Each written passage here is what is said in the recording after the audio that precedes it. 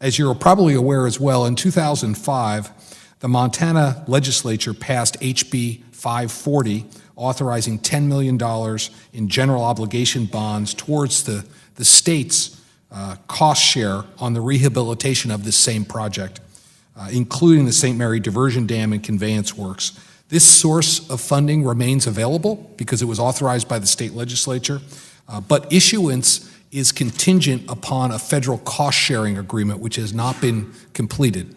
Will you commit to work with my office to ensure we get a cost-sharing agreement with the state of Montana and it's reached as soon as possible so we don't end up losing the availability of these funds to complete the project?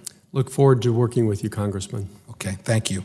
And on the topic of cost shares, the Milk River water users pay almost 74% of the cost to operate, maintain, and replace the project infrastructure. Replacing St. Mary's Diversion Dam and conveyance works would fall under the 74% cost share allocation and is beyond what our water users can afford.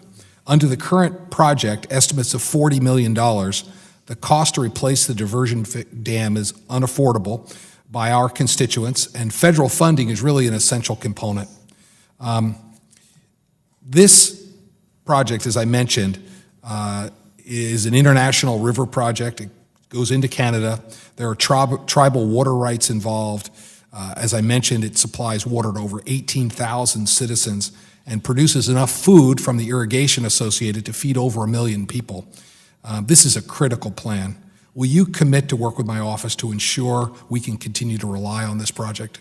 Congressman, yes, it's going to be an important part of all of these different angles, and every state and different communities have these different numbers and working, so I look forward to working with, obviously, Congress, who's going to be that critical part in helping see what that can do. Okay, thank you, Dr. Petty.